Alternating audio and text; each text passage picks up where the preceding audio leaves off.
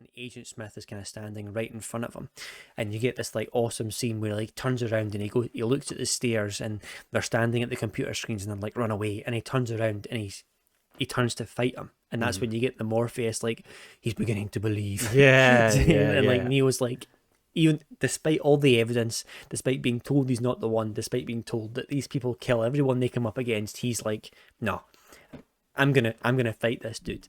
And there's that really awesome scene where like they dive towards each other with the guns, and that's been the bullet redone time a million times. Get the bullet time as they're like spinning around in slow motion. You're empty, you know. God, it's so good. Yeah, it's so good. So are you. So they both stand up and they go through this epic fight scene. Yeah, so hype is probably a great way to look at my topic this week, because every time we speak about this issue, we get hype as fuck. As fuck. Yeah, and it's another film franchise that I want to speak about, and we've probably seen the franchise, like all three of the movies, dozens of times. I'm sure I've seen these movies dozens of times. The first one could probably break 100. Yeah, and every time I watch them, I'm just as hype, and every time we discuss them afterwards, I'm just as hyped then as well. So recently, I don't know if it was in the last couple of weeks or so, but Netflix has added one of our favourite franchises of all time to it. So naturally, I've now watched all three of them, and that is The Matrix. Now, I know what you're thinking, Lewis. The first Matrix came out in 1999, which isn't technically 21st century, but I don't give a fuck. It was set in the year. It was actually set next century, but so you're off on so many levels here. Yeah, so it came out in 1999, but yes, technically it is based centuries later. So I don't really give a shit. I don't really give a shit, to be honest. So when I think about The Matrix, in my head, these films are like the definition of a cult classic. But when I look at the numbers, they actually made $1.6 billion at the box office. so I'm not really sure if they can be defined as a cult classic or not. But it's maybe because a lot of the people that I speak to don't relate to these films like at all, or don't like these films. And it seems like that anyway. Maybe that's why it feels like in many ways they're a cult classic. But I also think in a lot of other ways they were quite revolutionary. What about The Matrix is it for you? Like, what, sum it up in like a point? The Matrix is cool as fuck.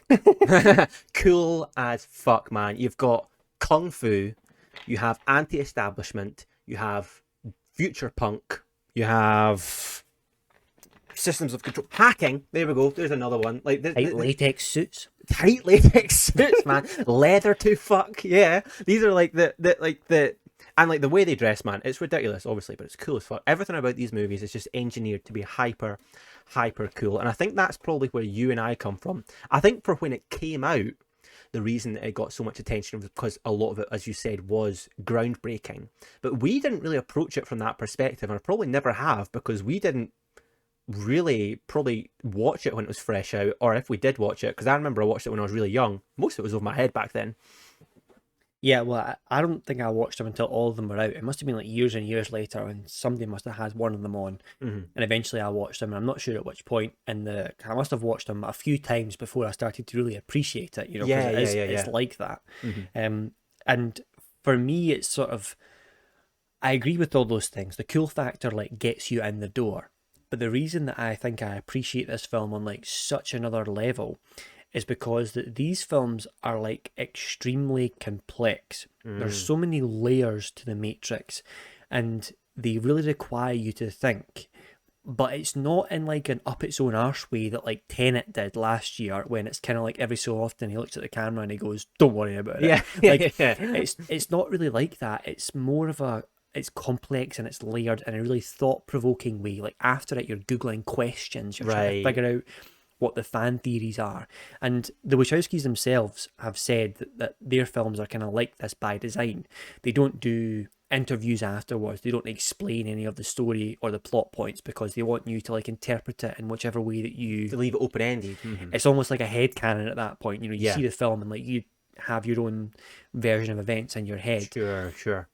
And I think the fact that it is so complex and it forces you to think so hard about it, it taps into a very specific audience. And this is an audience that really wants to dive deep into the films and not just like absorb content. So like we'll see during this episode, like this film kind of has a lot of the tropes that people like in movies as well, but it makes you think about things in a way that other films like don't make you think about things. When you're sitting watching like the Avengers or you're sitting watching Star Wars, you can kind of sit there and just absorb the content and not really think about what's going on. Switch off for a couple hours, you know. But you really can't do that with The Matrix because it throws out a lot of stuff at you, and it really explains a lot of things that are really complex, and you do have to go away and do a bit of thinking. And it gets me coming back like time and time again. Once I've figured out the answers, like every time I watch them, there are new questions that I have. There are new thoughts that come up, and then I discuss them with you. I Google the answers. I come up with my own headcanon, and I sort of like explain it all to myself, which I don't think any other movie franchise is really done on the same level as The Matrix has. Yeah, that's a good point, actually. I hadn't thought about that, but it's one of the few franchises out there where I have an established headcanon, you know, like, and I have theories that are like fan theories that I didn't even like read online. These are just things that I've watched the film, come to certain conclusions. As you said, do a little bit of research. There's really, really, really few movies which really get my brain going in the same way that The Matrix does. The thing about The Matrix, though, for me is that, like, I don't know, like the way that I view these films now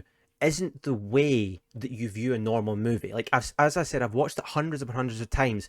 I don't even know what I know and don't know anymore. Like, it just comes to the films, and I'll watch the films and I'll know things about them, and like I can't imagine watching this film without knowing what I already know. But that's not quite true, actually, because a couple of weeks ago, was it? Well, maybe months ago now, I mentioned to you that I recently rewatched The Matrix. And I was really, really, really, really fucking hyped about it. Like you said, we are every single time. It's because it's been usually, I think, for the last, maybe the last like 5 years, I watched The Matrix like once a month, you know. But then once I moved to Bristol, I hadn't watched it at all because we lost the DVD. So it'd been about a year and a half since I watched that movie. And honestly, man, see, coming back to it after like months and months and months and not seeing that movie at all, it was an amazing experience. Like I was forming theories about the first movie that I'd never ever before thought about, which actually, looking back, are probably really obvious. Like the whole idea about this movie being like a reflection on the modern society. You know, we're getting more and more intertwined with like the complexities of modern life and like the droll of modern life and the lack of control that you have, and like this is like represented by like, you know, the systems of control in the movie and that type of thing. Like these type of things was just like, I was watching it sitting in my room, and these ideas were just bounced around my head the whole time I was watching it. I was sitting there like grinning, you know. It was see amazing. When I watch movies, I'm totally dense to that stuff. See, like symbolism and the idea that this like mirrors the world that we live in, and all of these like putting yourself into the shoes of this world and seeing how it actually reflects your day-to-day life. I see all those things. I don't get those things at all. When I watch like fiction, those things fly right over my head. I watched Parasite last year, beginning of last year, and that's one of those films where like it's just constantly like that, because the plot of the movie doesn't really make much sense. Like, it's just kind of like goes through the motions. It's kind of like Once Upon a Time in Hollywood as well. Just finished watching that, like Tarantino. Oh, right. And it just kind of goes from start to finish. And I'm pretty sure you're supposed to have like revelations along the way. Yeah, you find the message. But I'm really dense like that. I just can't see like symbolism and things. I'm just there for the story. For me, The Matrix is all about the world building and like the story. And I'm quite a sucker for a bit of romance as well, which this has quite a bit of.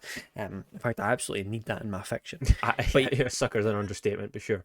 But yeah, it's about like the world that's been built here and the complexity of the universe that exists here that really draws me in. And the characters. Sure, the characters that are in the world as well. I guess I consider characters part of world building when you've got their roles and responsibilities and what's going on. But yeah, the way that it like sets up the Matrix universe and like slowly kind of gives it out to you and doesn't hold your hand on the way through either. It doesn't like openly explain things to you. It kind of gives you it in a really cryptic way. And like I say, every time you come back to the franchise, I've got like another question that has to be answered, and that happens every time I watch all three of the movies. So immediately at the start of the first film, we kind of open up with like an action sequence, and it straight away hits you with one of like the most revolutionary things about the film. and it's this action sequence where we see this woman and she's being chased by the police, and she turns around and she like, it's like a sort of kung fu action scene where she like beats them all up, but she like jumps up into the air and it's like slow motion, and it immediately introduces bullet time, which is being copied to like no end. It's in like all the action sequences now, where it's like slow motion shots that are going backwards and forwards. But that was like groundbreaking stuff, man. Yeah, it's like the first scene in the movie, and I remember I watched this with my girlfriend a few years ago, my ex-girlfriend now, and I watched it with her and her family because they'd never seen it, and like, but her sister's boyfriend, he loved it as well. And see, when you're trying to show someone else this film, when that's the first scene and it's like it goes into slow motion and she's like crane kicking the air, like I kind of looked at him, he looked at me, and we went, oh, yeah, and they were like, what the fuck is this? And we're like, no, just wait, you know. Yeah, but I think it's been copied. It's been copied to no end, though. That's what I was going to say. That's the old. It's kind of ironic that that's aged poorly because it's become a trope. Because that was the movie that introduced the trope, you know, like that hadn't come before that. There was no such thing as these like slow fucking, like that was the first Western kung fu movie. There wasn't, like, before that, if you wanted a kung fu movie, you'd need to watch something from Japan, you know, or China. And so it was, I think, totally eye-opening. That first scene with Trinity, and she's like running up walls and shit like that, you know. Yeah, I hadn't thought about that, actually. It probably might be somewhat off-putting to people that don't know what's happening. Yeah, that scene has aged kind of poorly, and I think I don't really see it when I watch the movie. I'm just like sort of engrossed in it, but there's like a few scenes like that where it's like you can tell it was the first iteration of this, and it must have gotten much better since then. But yeah, it was like, refined, sure. It's hard to look back on it and see it as the revolutionary thing that it is when you've got like better examples now. Yeah. That's kind of a cruel twist. But yeah, so we have this action scene at the beginning where the police are kind of chasing this woman who seems to have like superpowers, but there are also these policemen that come that are in like suits, and they seem to have like superpowers as well. Mm-hmm.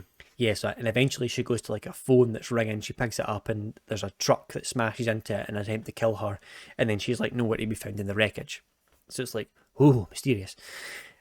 But then we kind of cut to this other guy, and once again, almost like the same way that the How to Make Your Fans Happy Harry Potter started, we cut to another like random dude who's just like tired of his mundane life. Yeah. Who like thinks he's something special and is just really stuck in the monotony of a 9-to-5 like job. Office work. Mm-hmm. Totally. He thinks that something's wrong but doesn't really know, and it's like this. It seems to be like a trope for all of these stories where the protagonist is this regular person who figures out they're the one. Yeah, and, sure. But not even the one. Just feels like something's not right with the situation they find themselves in. Aye, something's like special about them in this like normal surrounding, if you will. So, and eventually, what do you know? He is. So this guy called Neo, he's got a name in the world. It's called Thomas Anderson, but he's got an alias in the online hacker world. It's called Neo. Is found by this woman that we see in the opening scene, and she takes him to a guy called Morpheus, and he basically introduces him to this aspect that he is the one. He tells him that he's living in this computer program, which is known as the Matrix. So the world that he's known has been this, actually, it's been like a mind prison for humans. And he's living in this program following like an apocalyptic war that happened between humans and AIs like centuries ago. So this Morpheus character is this really cool dude. He's this black guy that's got these weird shades on that don't have any legs. The P's knees. Yeah. Which I've always wanted a pair of those, but they're really, really hard to I don't know how they sit on his face. These pinch. They're basically Must be like a really tight pinch. And it just sits right there. Yeah, those are badass. Yeah. By the way, if you've got to this stage in the movie as well, you also realise that there's like a really particular aesthetic they're going for. And I don't even know what the fuck I'd describe it, but it's basically given rise to an entire generation of edgelords single-handedly. This one movie, you know, like the classic mall ninja with their katana and their trench coat. We can thank The Matrix for that. And The Matrix makes it look so cool, but as soon as you're outside of a movie, you just look like the saddest, dorkiest looking person on earth to wear any of this fucking gear. Yeah, they all have like really obscure sunglasses on. They all have like trench coats, and some of them are in latex, and like the every character that you know is supposed to be in the film has like got one of these like dodgy costumes on. And even these weird policemen at the start, who we figured out are called agents, they all had these like 3-piece suits on. No, not 3-piece suits. Yeah, two-piece suits on. The But they've got this different aesthetic as well. Anyway, so Morpheus basically explains to Neo that he's in a computer program called the Matrix, and it's a place where the machines of like today's and of the real world keep humans. They keep them imprisoned in this place so that they can basically farm their bodies for like energy. The machines have basically not got an energy source, but they've found that they can farm. I think it's like thermal energy from like humans. That's the idea. The average human use 2 kilowatts of heat energy an hour, apparently. Yeah, I think it's best if you look back past that part of the film, to be honest, and just like accept it for what it is. Yeah, I don't know whether I should talk about it now or not. I'm assuming actually that most people have seen The Matrix and is watching this.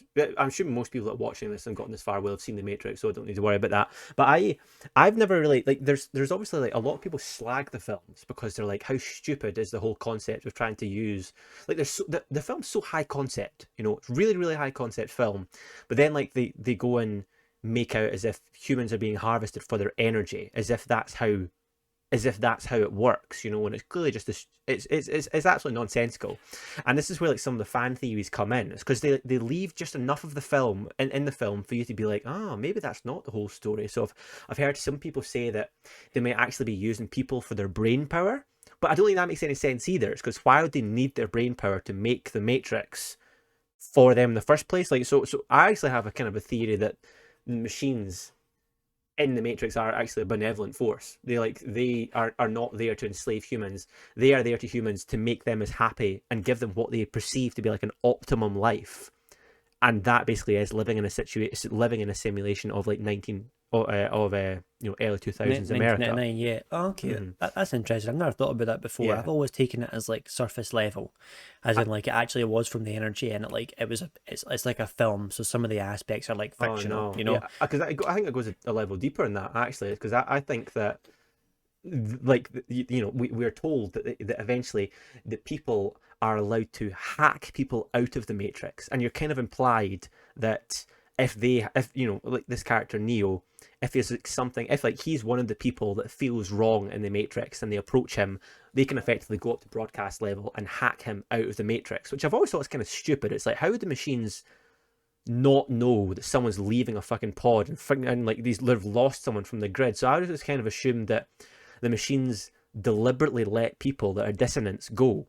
Like Zion is if the end goal of the machines to try and maximize happiness, then it makes sense to have 90% of the population in a simulation and a 10% that wouldn't be happy in there in Zion, you know, and then the whole cycle repeats itself. So, sorry, massive tangent.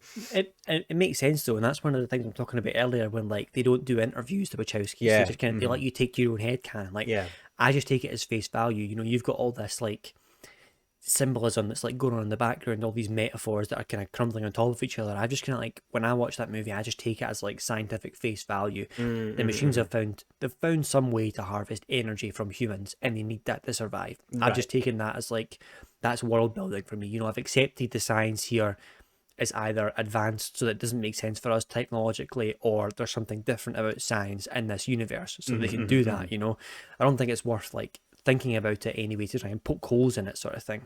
Oh yeah, certainly not. No, you're watching the wrong movie if that's the case. No, but as you were saying, this Morpheus and Trinity, they've figured out there's some way that they can like hack people out of the Matrix. They can sort of re-put them back into their bodies and take them out of the Matrix. So they tell Neo this is the case, and they ask him if he wants to be taken out or he wants to stay in this life. And obviously he thinks something's wrong, so he chooses to be taken out. And there's this scene where he's like sort of pulled out of this pod that he's in, and he's taken back aboard the ship, and he kind of, his body kind of struggles to realise that he's been in a computer program for a while. And remembering that this is in like 1999, this film seems a bit like ahead of its time in terms of there was a machine like AI war. Yeah, it's kind of, it's futuristic to the point where if this story was even made today, you'd probably be like, oh, you could go along with it. You could see it being made like just now. You know what I mean? Well, the thing that really blows me away about this movie isn't actually, I don't think the storytelling is necessarily futuristic. What I think is futuristic is how they incorporate tech and computers. We're talking about 1999 here. We didn't have a computer in our house till around about 2000. We didn't have a computer till then. And the movie is called The Matrix. You know, they're talking about hacking. They're talking about they use lots of lingo, a huge amount of lingo in this movie, actually, considering.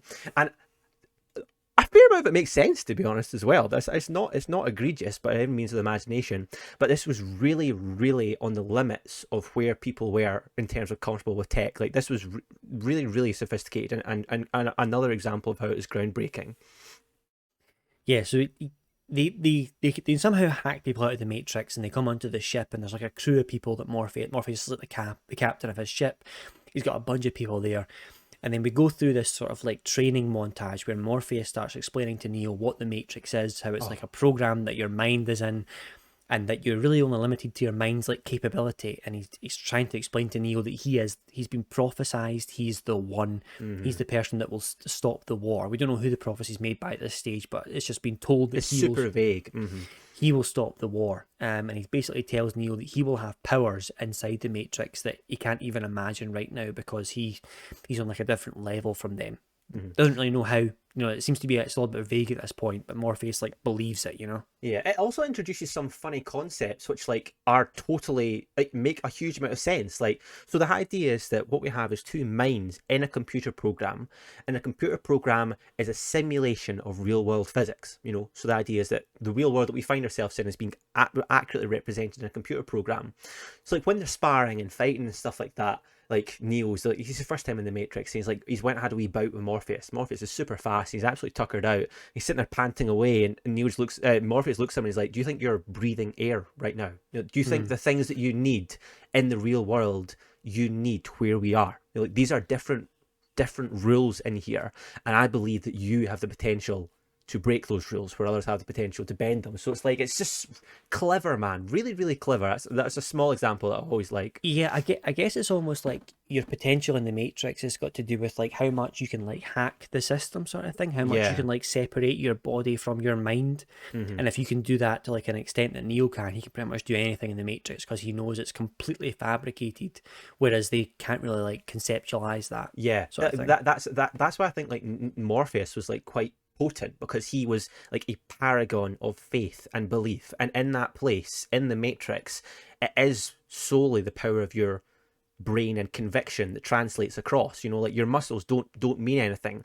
And like you said, this whole concept of this character being the one, I imagine being in a simulation and being completely aware of the methods of control of that simulation. They're setting us up at this stage already for the abilities that Neo is going to eventually reach. Sure. He also explains to Neo at this point that there are other programs in the Matrix called agents, which basically roam the Matrix and protect it from people that shouldn't be there. So anyone that's hacked out of it and is trying to get back into the Matrix, they go about and they make sure that these people are like killed off, try and remove them from the program, which are these guys in the suits you see at the beginning of the movie. So they basically get called in whenever something's going wrong in the Matrix, they like correct it. And they're basically these unkillable machines that roam around and correct everything that's gone wrong. But since Neo is the one, he'll eventually be able to fight them. And then there's that famous, Morpheus is fighting Neo scene, and at this point it also really showcases some well choreographed fight scenes, like incredible choreography, which must be a huge draw for people in these movies. I think about every fight scene and they all seem like extremely well directed. If you know what I mean, they seem like, I guess, realistic in terms of like this universe. You see fight scenes like in the movies these days, and I'm not buying into it, sort of thing. In the fake worlds that they're set up in. Whereas these fight scenes are they really bring you in. It's like this. It feels like it could happen in this universe, Well, that's why it's a kung fu movie. Like, part of this genre is the martial arts skill. There's whole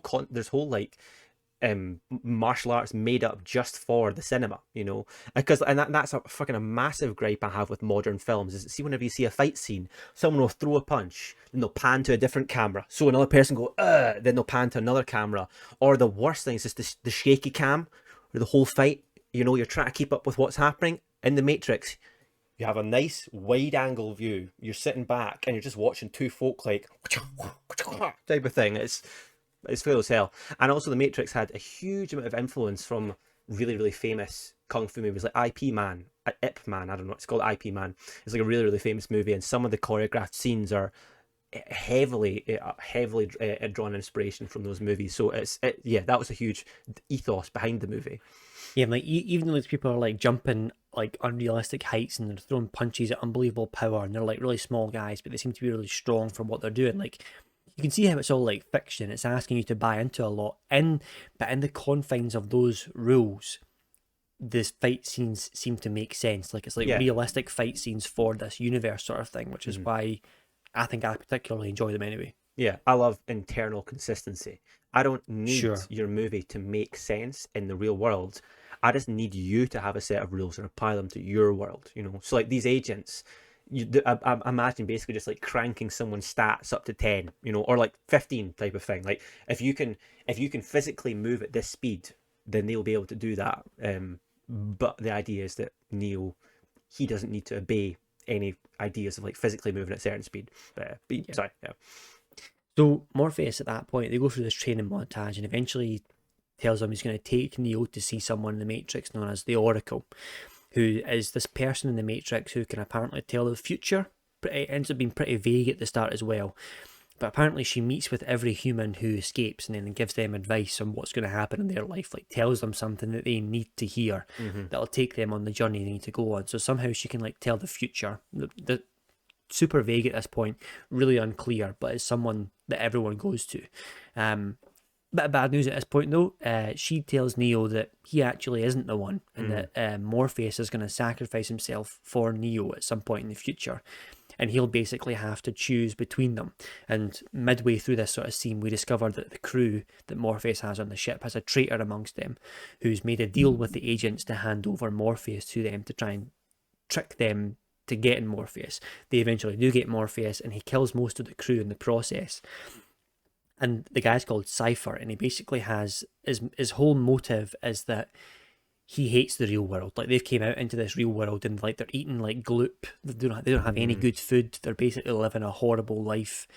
It's, you know, a terrible place to be, and he kind of wants the ignorance of the Matrix. Right. So it almost gives you the idea that like he's like had his mind removed, but I'd imagine he probably doesn't have many powers in the Matrix. Like he can't do much. He's probably kind of really regular. struggles to like remove his mind from the idea that he's in a program, because he wants to go back and he thinks he's made a deal to get himself back into the Matrix, and he's going to trade Morpheus to do it, sort of thing. Yeah, another really interesting and like kind of thought-provoking scene here, because it basically asks you, if you were in some type of environment and everything was so real that all your senses tell you the right stimulus for when this happens, and how is it any different from real life? And it makes sense. It's like Cypher's not wrong. He could live his life in the Matrix. He was obviously a bad guy, but it's just another great example of a small scene which is like, you're like, ignorance is bliss. That meaning, that phrase has just such a deep meaning to me when I use it now, and it's just cause of that movie, you know. And it's like a scene where it's like some people are, I kind of do get that symbolism where it's like some people are just willing to be ignorant to things because it keeps them happy, you know. They don't think about things too much because there's a harsh truth, you know. Yeah, there's like a below the surface. There's like something you maybe don't want to find out. So if you just stay on the surface, it's like nice and happy up there. But yeah, we get introduced to this like Oracle character who seems to be a massive driving force, especially for Morpheus. Like you find out that when he went to the Oracle, it kind of changed his life, and he started on his journey at this point. But we don't really know who she is or what her motivations are. We just know that she tells the future and that she gives Neo a bit of advice. Yeah, you're right. We really don't know anything about her at this stage. Now I think about it, she's a super mysterious, enigmatic character. Sorry, I'd never thought about that. Yeah, it's all, I think, intentionally quite vague at the beginning, and the way that's another thing I like about it, the way they kind of roll it out to you as it kind of goes forward. So anyway, the agents capture Morpheus, and the reason they want him is because he's the captain of a ship, and he has access codes, or he knows access codes to the last remaining human city, which is called Zion, and the machines basically want to destroy Zion because it'll mean they win the war. Side note, by the way, Nebuchadnezzar is the name of the ship that in ancient biblical stories destroyed Zion. So that's where that comes from, this movie. That's why they named it Nebuchadnezzar. Brilliant. I had absolutely no idea what that meant. I've heard Nebuchadnezzar before, but I didn't know why the ship was called that. So they want these access codes, and they want to do that to destroy Zion. So they kind of capture Morpheus and try and torture it out of him. Meanwhile, Neo tells the remainder of the crew that he's not the one. The Oracle has told him that he's not the one, but he believes that he can save Morpheus based on what she told him. So he re-enters the Matrix with Trinity, and they manage to take out the building of like officers that are there. They manage to incredible fight scene. Yeah, he managed to kill the agents, and they managed to get Morpheus out of Dodge. At this point as well, like during that scene, we realise that one of the agents, Smith, might not quite be what he seems, because he seems to like unnaturally want to leave the Matrix. Like he seems like he's a computer program, like he's a machine, but he seems to have some sort of like sentience, whereas the other agents are just sort of like, you know, find and kill sort of thing. Like a more free will or awareness. You see there's a need for him to try to disconnect from his peers, and he very much kind of individualizes himself a little bit. Incredible performance by Hugo Weaving. He seems to have like this emotional side to his programming. Like he has like a specific hatred for like Morpheus and for Neo, whereas the other agents don't really seem to have this. They seem to be sort of like robotic, partial, emotionless, but he seems to have like something vested in this. Like almost there's like a speech where he talks about how humans are like a virus, they're not like mammals, and he's like really thought about it, you know.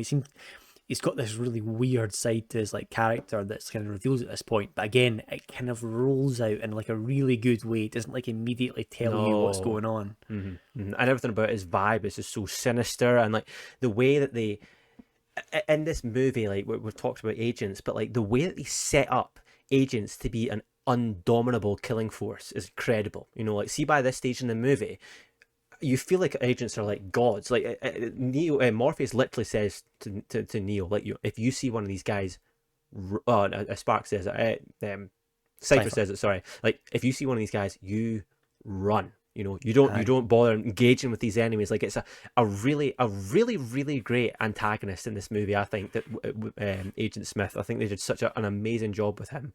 And because there's supposed to be these programs that can kind of like bend the rules as well. They're like unnatural. Like you can shoot bullets at them and they can dodge them because they're so fast, and they can jump incredible distances, and they'll basically kill anyone they catch, sort of thing. Well, I oops, a second, got my headset there. The way that I always looked at it was that it's basically like they're not bending the rules. They're just maxed out the rules. You know, if the average human has like 10 strength and the maximum was 256 before the system overrides, then agents are sitting at like 256 in all their stats, you know.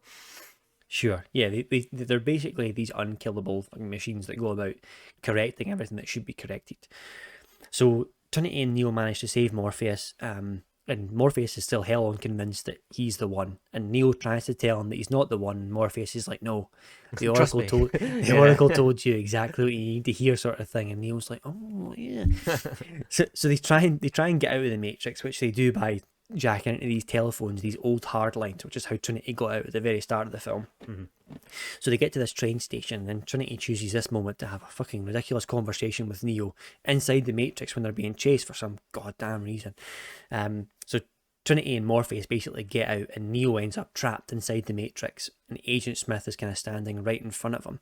And you get this like awesome scene where he turns around and he looks at the stairs, and they're standing at the computer screens, and they're like, run away, and he turns around and he turns to fight him, and that's when you get the Morpheus like he's beginning to believe. And like Neo's like, even despite all the evidence, despite being told he's not the one, despite being told that these people kill everyone they come up against, he's like, no, I'm gonna fight this dude.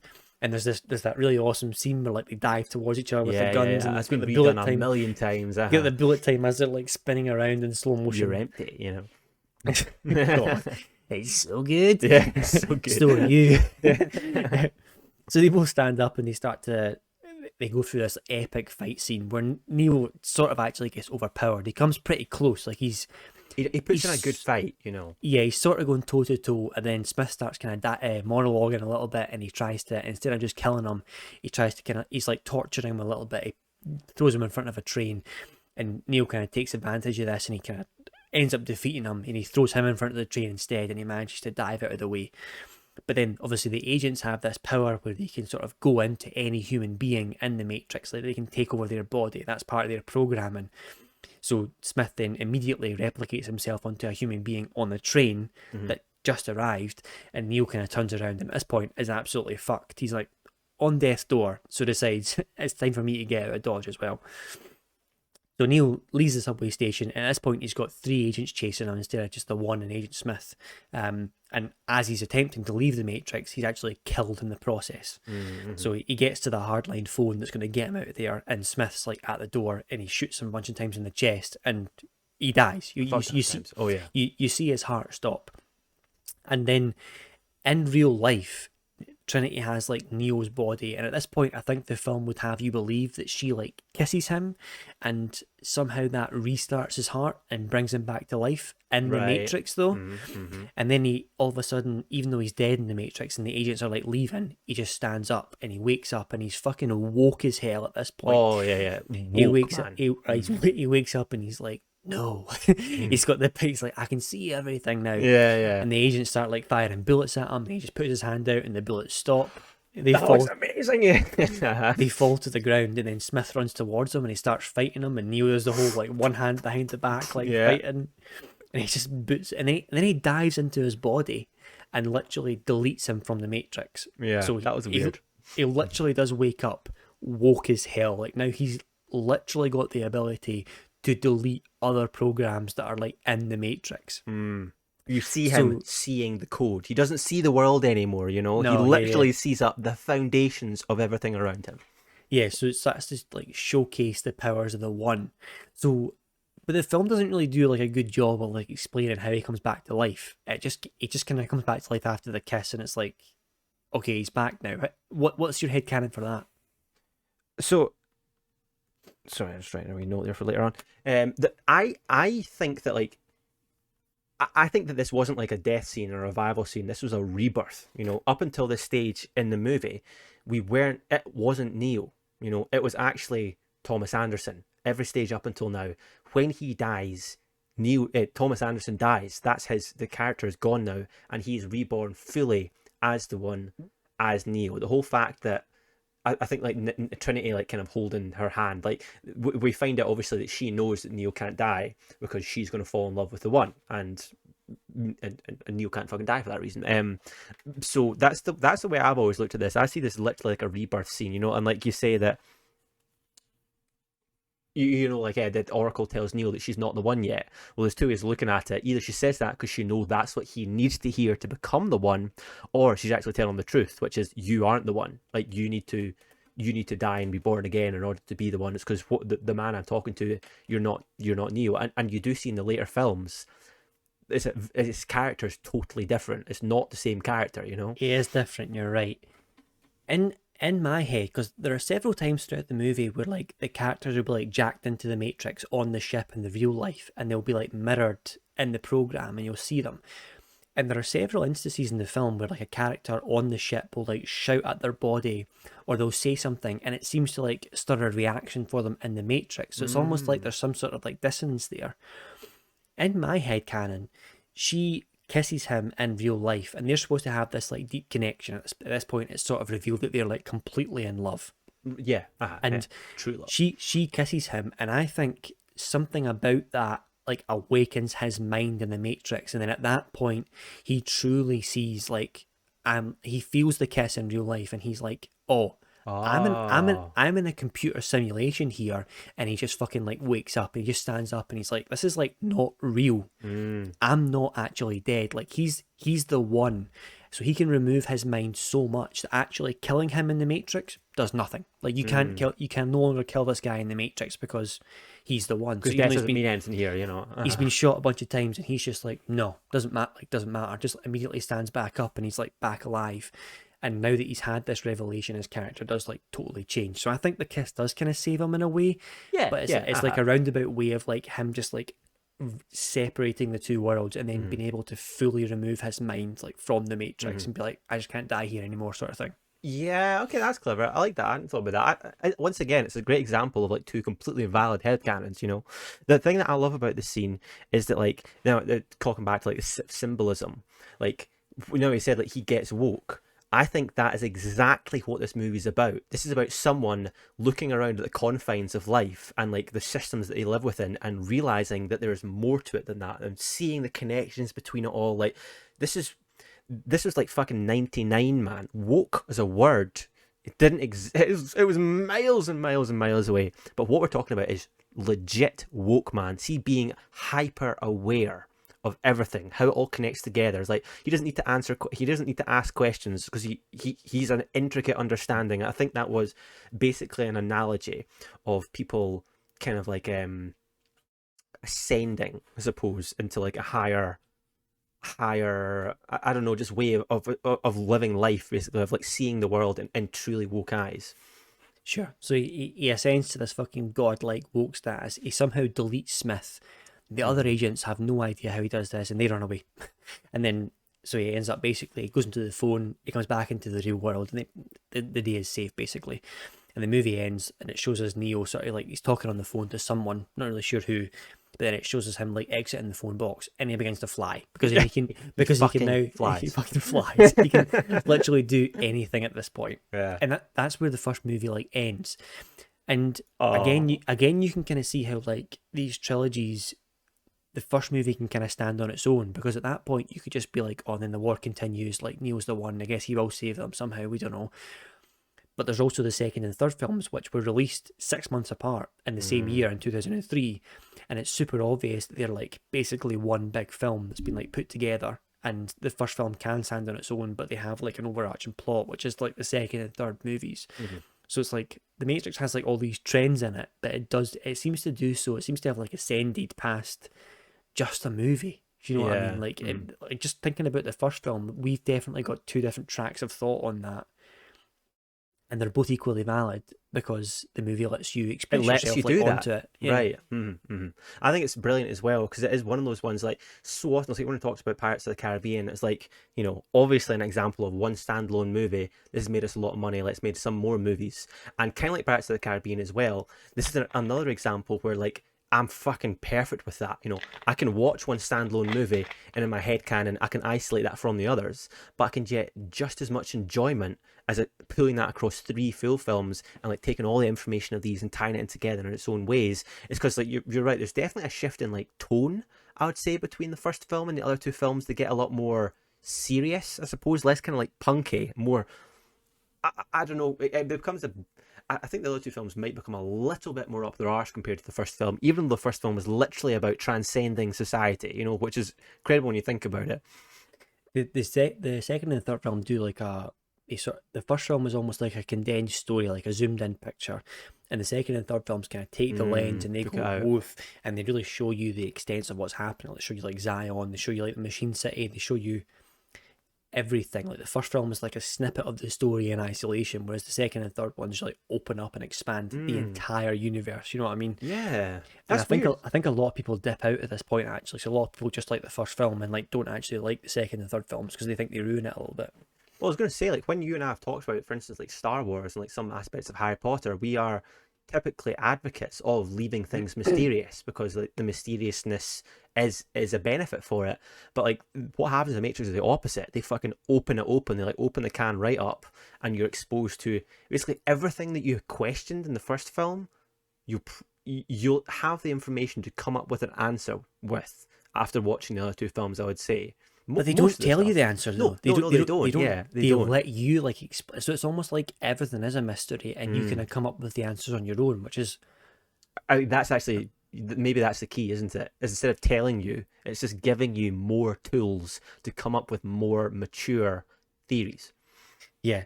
So Neo is awakened as a one, and the second film begins, and it basically opens up with what is the equivalent of like a modern day Zoom meeting, where in the Matrix there are 3 ships, or there are 3 crews, so they all exist somewhere in the real world, but they can't communicate with each other in the real world because they don't know where they are, they're too far apart.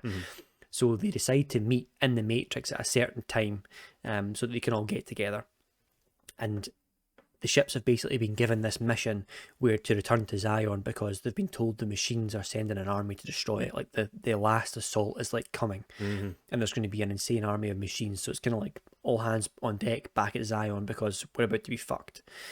Although Morpheus, Neo, and Trinity are obviously at this meeting, Morpheus isn't worried at all because he's like he's got one here. Yeah, he's got Neo with him. He's like the prophecy will be fulfilled soon, and the world's going to, and the war's going to end. Now that they've got Neo in the back pocket, like he's figured out he's the one. He's like, guys, don't you know who this guy is? Sort of thing. Neo's like, yeah, I've got it, you know. Yeah, at this point, Neo believes he's like flying about. He's like there. He's not worried at all. No. So Morpheus basically asks that one of the ships stay behind so that they can await word from the Oracle, because he thinks that Neo has to go speak to her again and get the guidance. Now that he's the one, Neo's like, yeah, I'm gonna go back and speak to her and like really find out what the fuck's going on. And at this point, there's also one of their ships agrees to stay. And Neo kind of senses like a disturbance in the code, and he jumps back up to the entrance, and he tells the guys there the agents are coming, and meanwhile the guys give him like a package. Someone like came to the door earlier, and it turns out it's like Agent Smith who hasn't been deleted somehow. Gives him a package which has his earpiece in it, which means I'm not an agent anymore. I've been set free, and they're like, okay, we'll give it to him. Which is an analogy of what happened to Neo in the last movie. We're seeing a parallel with these characters, and this is where the parallels start to really start being obvious. Oh yeah. Then 3 agents do turn up, and Neo is like not the least bit concerned at all. These three guys kind of walk in, and Neo tries to punch one of them, and the guy blocks the punch. And there's a really funny moment where he goes, upgrades. Yeah, then the music starts. Yeah, that's pure fan service. Pure fan service, that. And it was brilliant. Absolutely amazing. I mean, the action sequence is literally just to show you that Neo isn't worried about agents anymore. Yeah, exactly. These aren't a threat. There's 3 agents that walk in, and he just defeats them. He doesn't even try. He just like kills them. Yeah. And then he flies off. So in the end, one ship does stay. One ship agrees to stay to await word from the Oracle. So they keep coming back in and out of the Matrix to try and get this message the Oracle's going to send Neo, word of where to meet her, basically. But as the crew gets the message, they then try to escape, and then Smith, who's still alive, is chasing them back to the exit of the Matrix, and one of the guys manages to escape, but he captures the other guy before he manages to escape, and he somehow manages to replicate himself into this guy. Yeah, so he shoves his hand into him, and somehow he absorbs this guy. And in this scene, there's like 2 Smiths standing like side by side. So Smith has somehow worked out a way to copy himself onto other people in the Matrix. It's called they call it assimilation in the movie. Yeah. Which is so subsuming them, basically using some type of like induction warfare to hack someone else's code and make it your own code. Yeah, but because Smith assimilates himself onto one of the guys that's actually out of the Matrix, he's then able to exit the Matrix as this guy. So he manages to escape the Matrix in this guy's body. This isn't clear, by the way, when you're watching this. Like we know that he is. We know that someone that was a human is now being turned into a Smith, and we know that Smith picks up the phone and goes out of the Matrix. But see, for like, that's not fucking obvious, man. That took me a few times to watch this movie to even realize what was going on with the character. Yeah, with Bane, because you don't see him leave the Matrix as Smith. But Bane is like back in the real world, and he's like really fucking weird now. He's got, He's like cutting himself to try and feel pain and stuff like that because he's Smith, and Smith has never felt pain before. So yeah, he manages to exit the Matrix like in this character Bane's body. Meanwhile, as this is happening, the fucking troops of the Nebuchadnezzar and the other ship, they return to Zion. They refuel their ship, and you get to see like Zion as a city for the first time, and it's this like super, I guess, like steampunky atmosphere. Industrial. It's like below the ground, and I think a lot of people don't like the scenes that are here because they're so like removed from like the Matrix. If you know what I mean, it's like grounded in reality. It's like people living underground, relying on these machines. Like this is how we've been forced to survive from now on, sort of thing. And you see the last city for like kind of what it is. I personally love these scenes, to be honest with you. Like the Matrix is great. Oh yeah, in this movie, there was a really good balance of it. Like they set up so much stuff. Like, imagine being told about the last surviving human city. Like they had to do something there, and I think they did quite a good job of giving you this idea of a city that's just like trickling. Like these are scavengers, that live here, and they're just scraping by, and they're living in low tech conditions. And I think Zion's pretty fucking awesome, man. Yeah, so they go back to Zion, and there's some dispute for whether or not Morpheus' ship, the Nebuchadnezzar, should be allowed to leave, or if it should be all hands on deck at Zion, because the commander of the army doesn't believe in the prophecy. He thinks we need fucking soldiers. Fair enough. But there seems to be some people that do believe in the prophecy, and it's literally like a religion, I think, within Zion. There's one counselor in particular that seems to like believe that Neo is the one as well, and seems to follow Morpheus and has a little chat with Neo. Anyway, So after this, they're allowed to leave. The council approves them leaving and going out to speak to the Oracle again. They go back into the Matrix, and Neo meets the Oracle for the second time. But this time he's got a few questions of his own. And she tells him that basically she herself is actually a machine. She's a program. And there's basically no way for him to know if he can trust her or not. You know, and it seems pretty weird to me that Neo's the only person ever that's questioned this, you know. It takes the one to say, hold on. Yeah, wait a second. You're not human, are you? Sort of thing. Not many people can tell the future. No, exactly. So he's like questioning whether or not she's a program or not, and she's like, that's super obvious. But she also then tells him that his journey as the one is to reach the source of the Matrix, whatever that might mean. He has to get there, and that he needs this program called the Keymaker to get there, which is another machine program. Who's currently... sorry. Oh, no, go on. I was going to say that this scene very much introduces the fact to us that within the Matrix, it's not just people in the Matrix. You know, it's like an entire ecology of programs all functioning. And sure, a program might manifest as a human being, but it'll also be a program to control things, you know, and basically it kind of gives you an idea about how this world works a little bit more, the type of thing that you probably hadn't thought of, but in order for the rest of the plot to work, you need to realize that of course there are living, breathing programs that function effectively like human beings here. That the thing is, because they're programs, they technically work for the machines, but there's like obviously a nuance here. Yeah, so she kind of tells him that there are humans in the Matrix, but there are also programs. Like she points to seagulls, and she says that there's a program that's running them, and there are like programs in the Matrix that are sort of represented in human form. And she also kind of gives him a bit of advice that apparently if a program is like up for deletion, which happens basically all the time when like a new version of something gets created that can do something better, like for example like firmware 2.1, firmware 2.0 would get deleted at that point. She tells him that some programs actually reject this, and what they do is, instead of being deleted and going back to the source, they basically go on the run, and they do so inside the Matrix. Become exiles. Yeah. So she tells him in order to get to the source, he needs this program called the Keymaker, who can basically, is a program who can access like back doors in the Matrix, and he can sort of like hack the code and to get into like different places. He can like jump through these doors to get to other places through this sort of hacking of the code. And he's been held by a dude called the Frenchman, who's basically sort of like a black market dealer who hides programs inside the Matrix. If you're about to be deleted, you go to the Frenchman and he manages to get you inside the Matrix, sort of thing. So he's like this sort of like back alley, really fucking weird dude. And this scene's like sort of almost like Neo's became like meta at this point. Like he re-meets the Oracle and you can tell he's on like a bit of intellectual high ground now. Like when he came the first time, he was kind of standing there with his arms crossed and like fish out of water. Yeah, exactly. But now he's got a bit of like the one. He's kind of gained a few powers, and he's like sort of like interrogating her a little bit. And it's like this. There's a lot of exposition in this scene that goes on to the rest of the movie that like isn't super obvious to the audience until you've like either watched it once and then researched it, or you've like googled it a few times like afterwards, sort of thing. Yeah.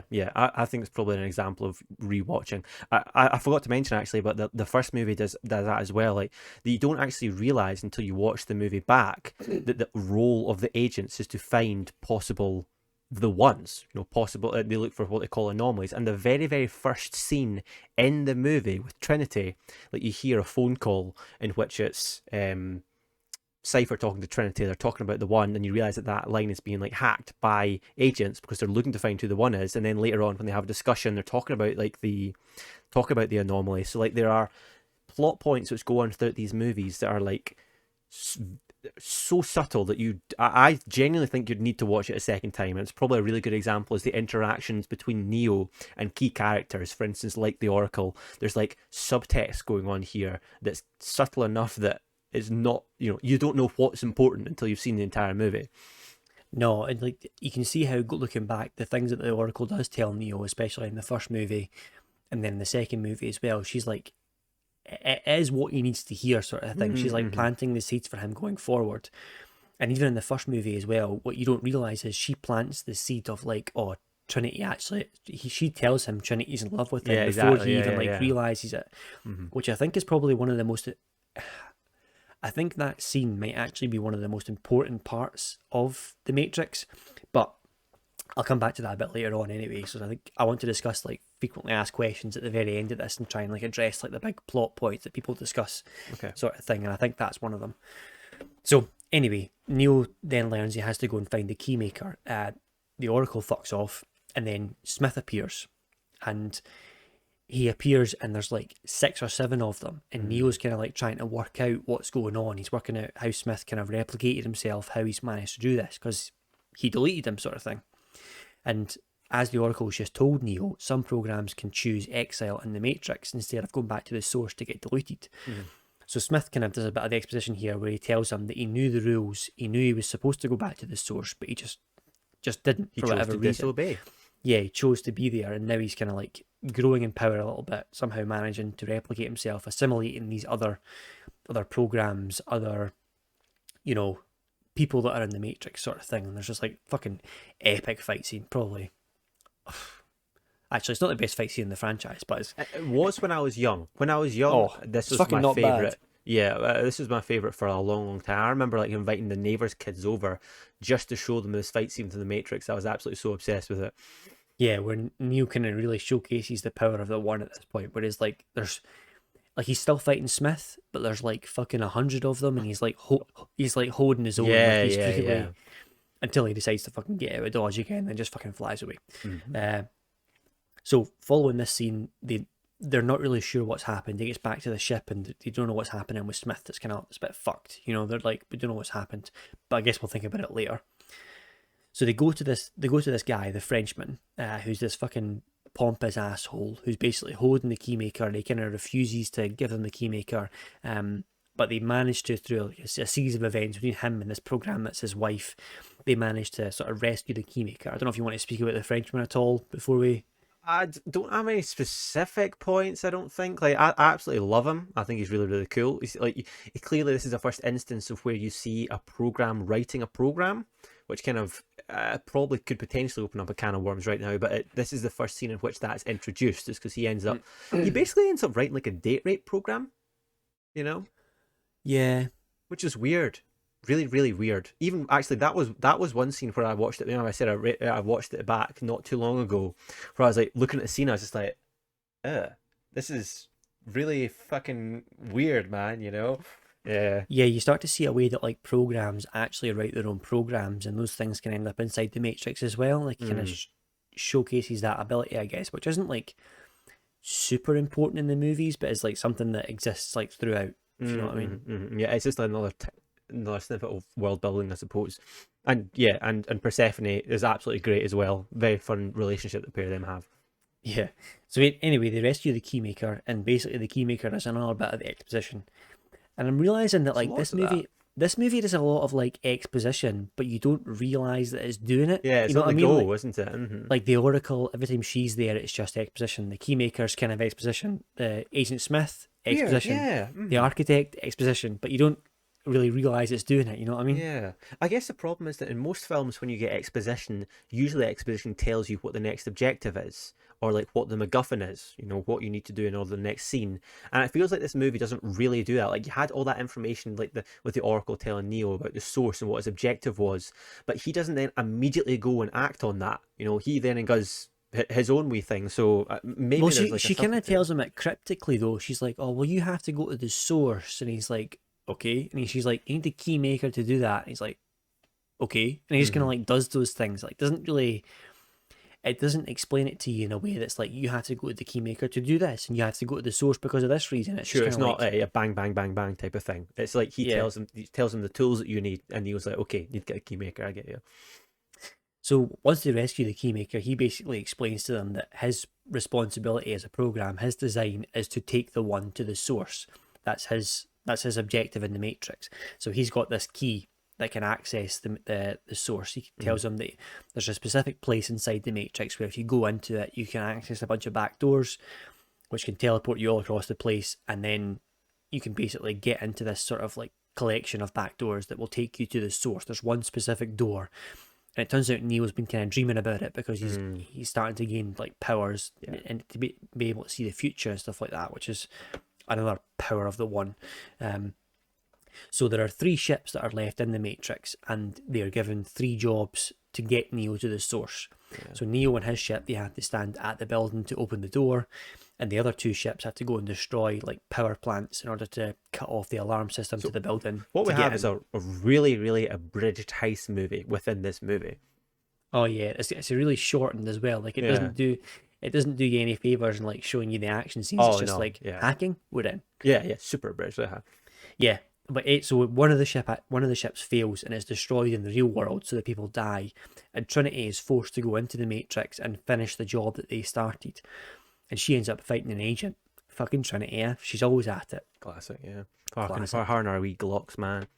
Is like, there's this scene where like the main scene in the movie, which comes back to it several times, it's the dream that Neo has, is her like falling through the air, and the entire scene's in bullet time, and she's just constantly like these fucking guns, man, and it's like the guns are like that size, you know, which probably has several thousand bullets in these fucking things, and I just don't understand it as well. Like, she jumps out of a building to escape the agent, so the agent jumps after her, you know, she's jumped off a building, man. And yeah, I guess I never thought about the fact that she was just going to die at the bottom of that. Yeah, or like, he could just like stick his gun out the window. I don't know. That was always a funny one, anyway.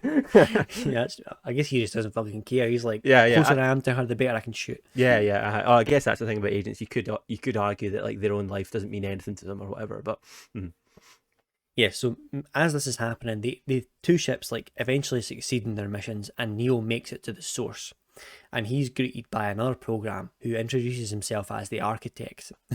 And I think this scene probably loses, percentage-wise, more fans, like more people that are watching than any other scene in the movie, because there's a good, I don't know, 10 minutes here where the architect spends a good amount of time talking extremely convoluted exposition, almost like straight at the camera. And none of it makes any sense. It makes no sense whatsoever. See, until you read the wiki, man, it does not make it. And I forget that when I'm watching the movies. I really do forget that I watched this movie for years without knowing what the fuck I was watching. You know, every single time the scene came up to it, I was like, so I get where people are coming from, but dude. It's now one of my favorite. It's now one of my favorite scenes. I love it though. Yeah, exactly. Yeah, denial is the most predictable of human emotions. Bullshit.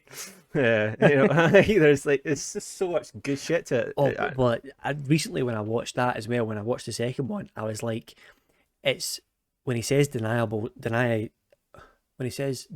is the most predictable human emotion, and like I realised that every Neo on the screen is like him trying to predict what Neo was going to do. Yeah. And that's why there's like so much dissonance between all the people there, because he can't understand choice, but he understand, like, that's because that's the most predictable one. It's the only one that he can predict with any success, which is why they're all in sync at that point. Whereas every other time, there's like a million Neos that are doing a million things, and he's got no idea how he's going to react to any of these things. Right. Okay, each of those is like, the way I looked at it was each of these screens is like a branching path, and like depending on different factors.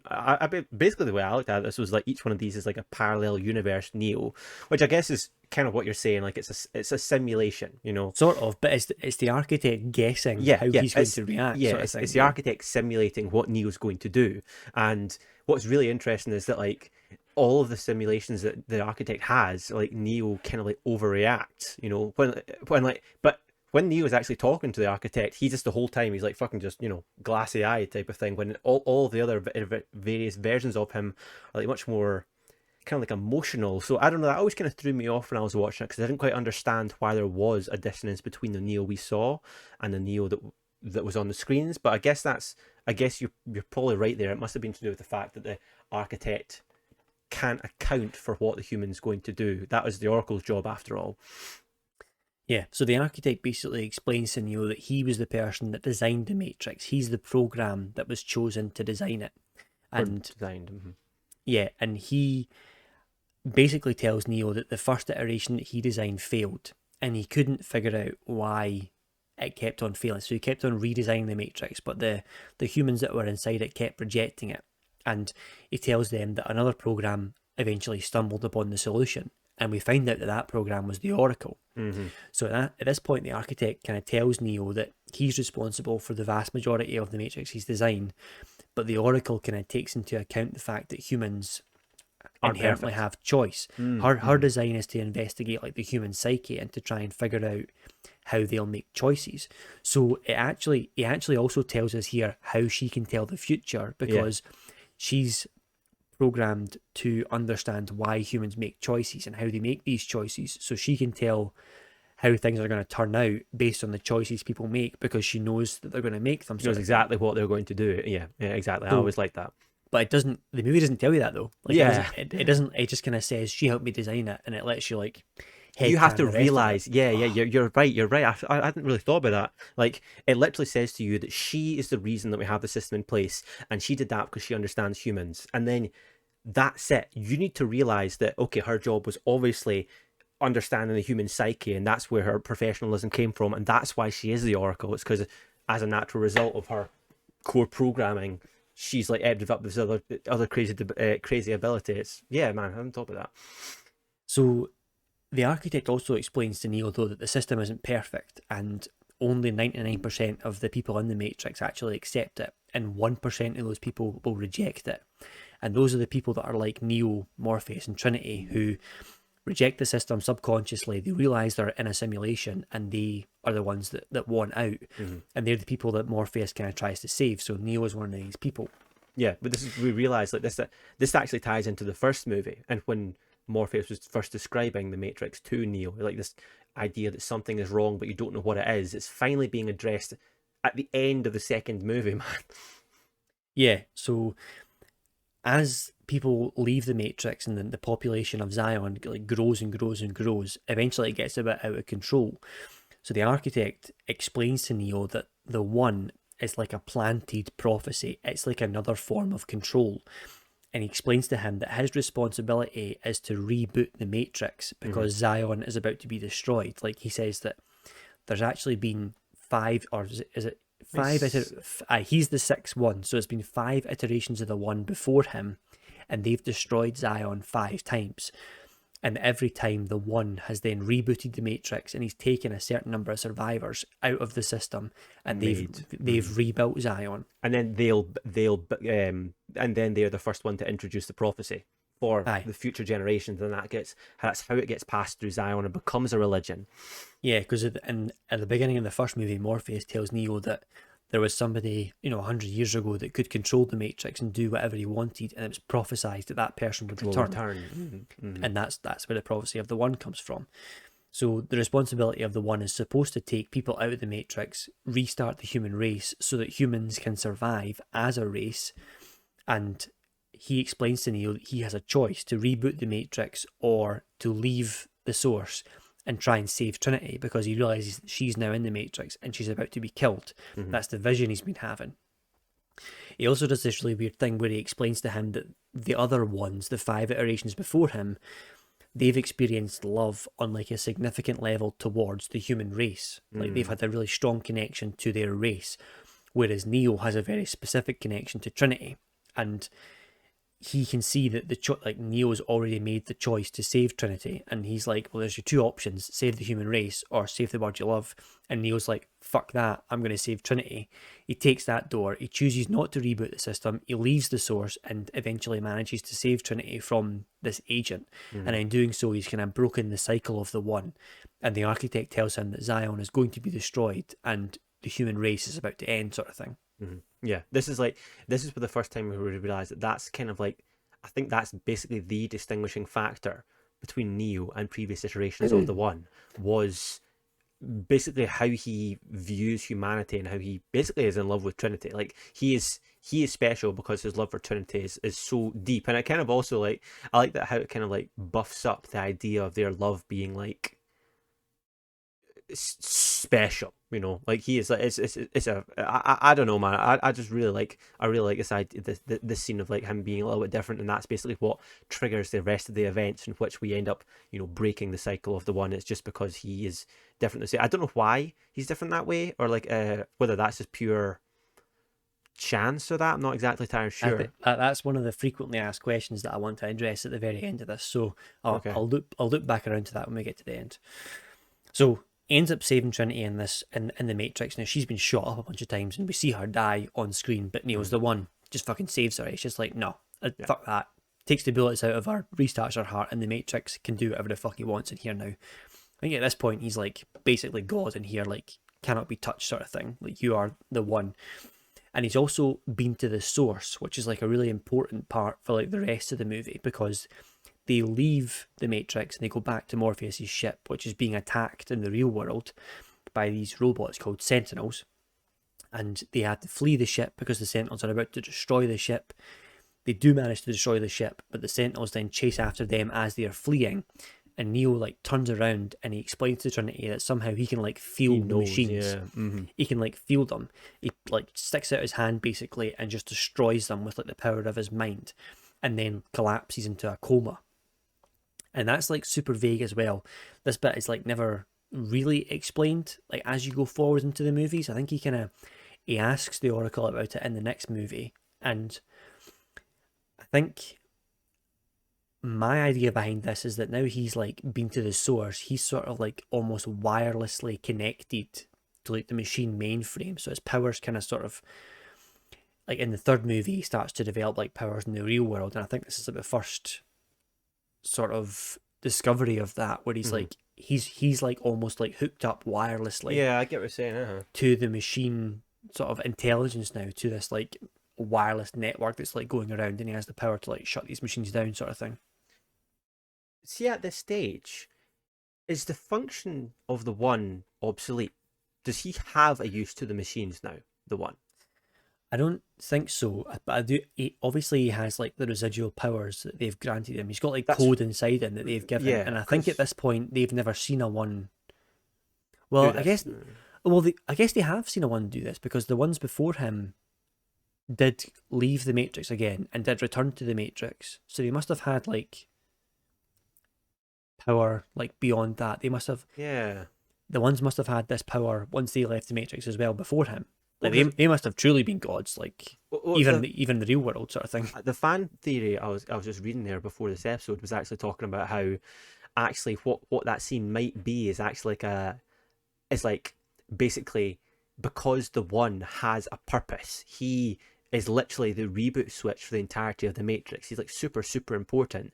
The machines were never going to kill him, because if they kill him, they kill the reboot and they fuck up the whole system itself. So like it could be that the Sentinels actually encountering him could be kind of like almost like a hardwire. You know, it's like it's literally physically they are not allowed to damage the One because he has potential in the real world, and that basically manifests as him realizing he has a certain degree of power over them, which I quite like that idea as well. I'm not too sure on it though.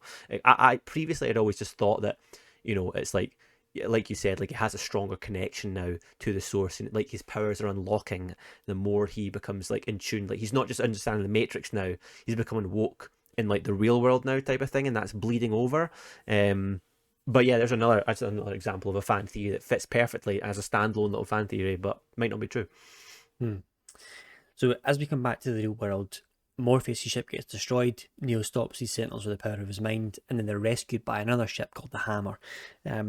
And they find out as they are rescued that they have another survivor on board. There's been an attack. The humans basically launched like a counterattack against the machines that were coming to destroy Zion. They set up an ambush for them. But there was an EMP that went off in that ambush, which shut down all the humans' machines, all their sort of like ships and their guns and stuff like that. And the machines just came through and slaughtered all the humans that were there. And they find out that the lone survivor is this Bane character who is Smith inside his body, and he seems to be in some sort of like coma as well though. So the machines managed to slaughter him in that ambush. They found him and they're like, he's going to answer some fucking questions once he wakes up sort of thing, because he's probably set up this EMP, I think. Yeah. That was, I remember at the end of that movie being like, who the fuck is that? Like the first couple of times I watched it, I had no idea who that character was, because it's like you see him go into the Matrix as Smith, and then you see him once before they leave to see the Oracle, and then that's it. He's just at the end of the movie, you know, and it's kind of jarring to me, I thought, but awesome now that I realise, but just another example of where this movie is somewhat obtuse. It doesn't fucking hold your hand on the way through anyway. Oh, not whatsoever, no. So as I say about the second and the third movies sort of like being the first movie being standalone, these two movies like coming together, the third movie like picks up immediately after that one. There seems to have been like, I think there's like a 6-month gap in between the first movie and the second movie, but the second and third movies like go like completely in tandem. They're almost like one movie, like if you watch them like back to front. So Neo faints, he's in this coma, and his mind is somehow transported to another area. He ends up in like a subway station and he encounters like this family of programs, and this family of programs tells him that he's in like this transition space between the machine world and the human world. So his mind's managed to escape there as he fainted in real life. And this is like a simulation which is run by a program called the Train Man, who works for the Frenchman from the last movie. And in tandem with that, Morpheus and Trinity go back into the Matrix and they meet up with the Oracle, who explains this to them sort of like at the same time. Yeah, that's right. And does the Oracle look different at this stage, or is that later on? She does look different at this stage, and this is another one of those things where it's like isn't super well explained, and I've seen like a couple of theories on it, but I'm not really sure why she looks different. It's either because she helped Neo in the last movie, or it's because she helped the family of programs that were in the train station. I'm not sure which one it was though. Is the real answer because they couldn't get the actress? The real answer is because the actress died in between the second and third movie. Right, okay, that's fair enough. I didn't know that before, so... But in canon, it's basically because she crosses the Frenchman, and the Frenchman, I think he somehow manages to destroy her residual self-image, and she has to like... Seems like a very minor inconvenience for a program, doesn't it? Yeah, it does. So I think it damages her a little bit in the Matrix, but she basically still has like her powers anyway. Yeah. So that doesn't really matter too much. So anyway, with this knowledge, Morpheus and Trinity meet with the Oracle, who tells them they have to go to the Frenchman. They then go to confront the Frenchman, and there's this like standoff moment between all three of them where Trinity's like holding a gun to the Frenchman's head, and she's like, I'll kill everyone here and I'll die myself, like to get Neo back. And he's like, well, shit. Yeah. So he hands Neo back over, and he visits the Oracle himself again. And again, it's like a sort of like another level of woke, where Neo's almost at another stage of intelligence now, and his questions are starting to get a little bit deeper, a little bit more intricate. And he visits the Oracle once again, and she says to him that he's now connected to the machine network since he's been to the source, and that she also then goes on to explain that Smith is starting to really cause problems. He's starting to really cause some sort of havoc. He's growing beyond the machine's control, and he's beginning to threatening to destroy the Matrix now, and he's beginning to like spread into the real world. He's about to figure out how to get into the real world, and the machine's like, pretty soon they're not going to be able to control him, sort of thing. So Neo pisses off back to the real world, getting ready to stop whatever's going on, and then we see a scene where Smith enters into where the Oracle is, and he then assimilates her. Once Neo's away from there, and he gains her ability to like see into the future, so that at this point Smith is kind of becoming all powerful and inside the Matrix. In the Matrix. Yeah, because it's basically we've been given the tools to realize that up until now. You know, we realize that he is a program and he is assimilating other programs, and we know that the function of programs within the Matrix is to carry out roles or tasks, or basically to make things exist as the way they exist. So as he basically takes over everything, he becomes everything, and it's like you said, he literally becomes a god in the Matrix.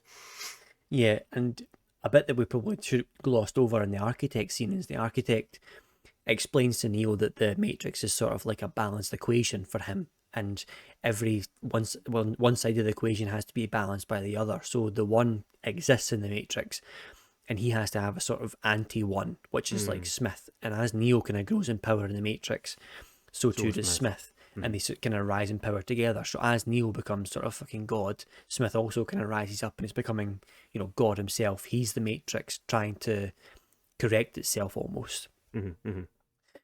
So Neo goes back into the real world, where he's having this like vision of the Machine City, that he's got to go there. He's got to go there to end the war. And and then they have like 2 ships and 2 missions yet again. He and Trinity take the ship to go to Machine City, and the other ship goes to Zion.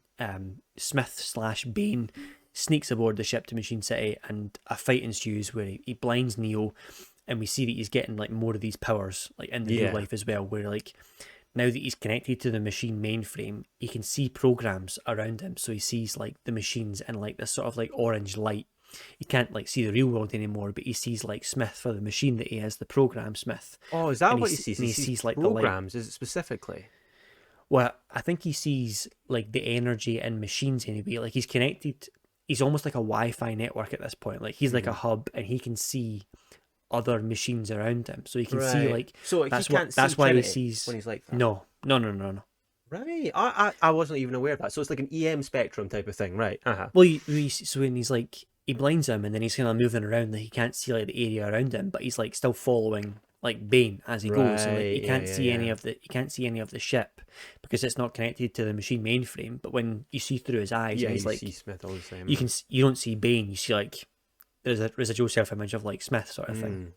Yeah, So, no, that had not even clicked. That makes a lot of sense. Well, I think that's what when he goes back to Machine World as well, and he's like looking about, and he can like see everything. It's like all connected to the mainframe sort of thing. Yeah, that's why I didn't realize. Yeah, because I thought when he went there, he just saw everything, and he just basically, that was like a type of enhanced sight or something he had. I didn't realize that it was literally a direct connection, because he like you said, he's at this stage he is wirelessly connected to the machines now. So it's just like, yeah, his brain's processing that automatically as it goes along. It makes a lot of sense.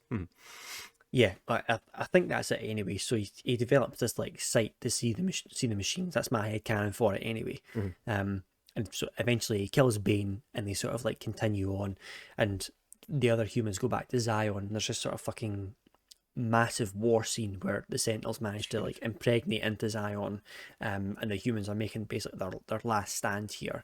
And yeah, I guess I think the scenes in Zion are probably my least favourite in the movie, but like I also don't like mind them either. The scenes where like they're sort of firing away, and it's just like humans versus machines at that point just seems like kind of like filler for that point in the movie, but something like more important is going on elsewhere. Yeah, I think they definitely have their place. Like it's something different altogether. You know, like we've had all the combat stuff, we've had the hackery stuff. Now it's time for the massive robot battle stuff. So it's almost like just another genre they've thrown in there. I probably agree that it lasts quite a while and it's somewhat drawn out. But you know, the Sentinels are vicious, and I like the scene. I like the scene. Yeah, it kind of shows you the way that they're actually like.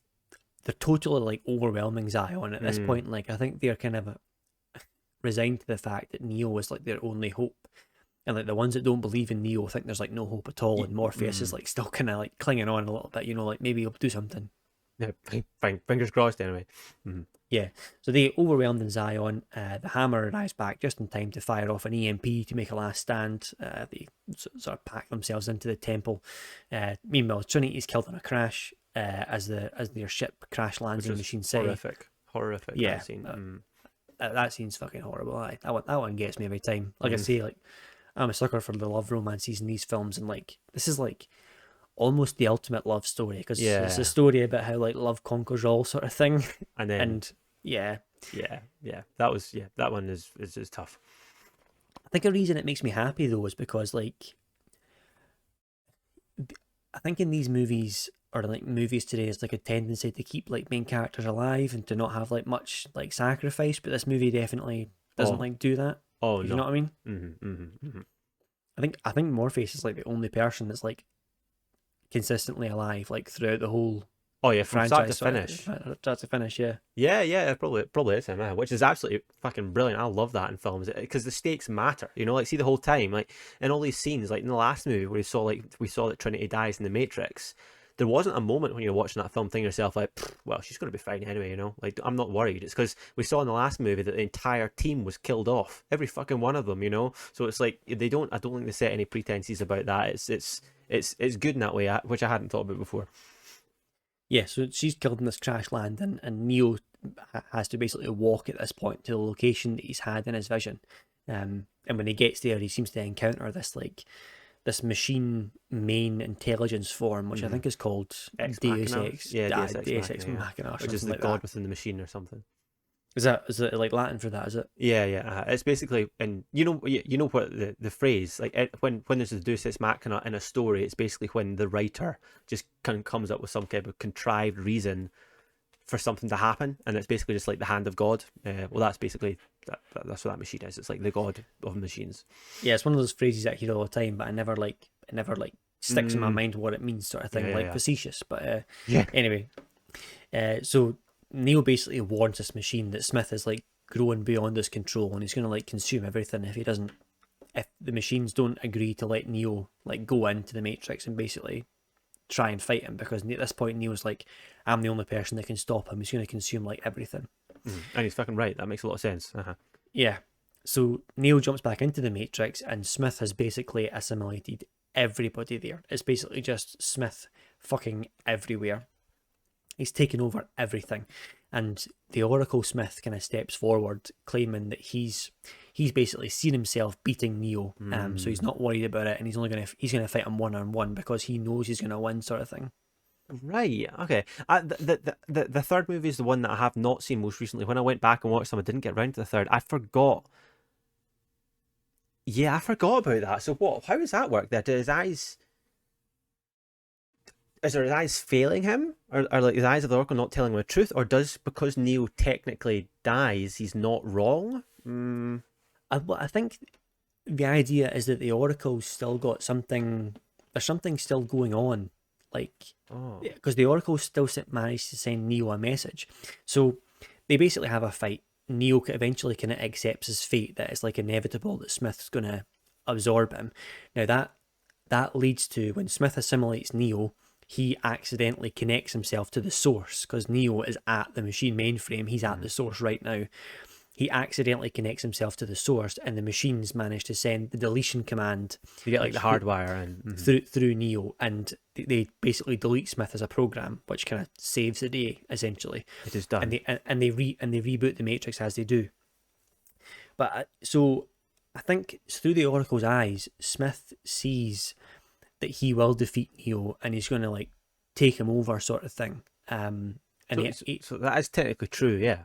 He sees that happening, and he's like, I'm just going to fight you on my own, sort of thing. And he's aware that he's supposed to say something just before he does it, but then the Oracle almost like seems to speak through like Smith at that point, which kind of suggests like the Oracle hasn't been fully like taken over. There's still like something inside, I guess. I don't know. Oh yeah, okay, that makes sense. I hadn't thought that probably. Yeah, so it's the Oracle that's saying to Neo that this is inevitable. So when the Oracle meets Neo for the final time, she says to him that everything that has a beginning has an end. That's like one of the statements that she that's says. that's what it says. Yeah, okay, I forgot that was a message. And Smith's kind of like, I'm supposed to say something, and then he says that, and he also says Neo as well, which is like not Mr. He Anderson. always calls him Mr. Anderson. So I think that's Neo then sort of like realize he's accepting the fact that this is like this has to happen. This is how this ends. This is how it's going to happen, and then which eventually leads to Smith being deleted. Which I think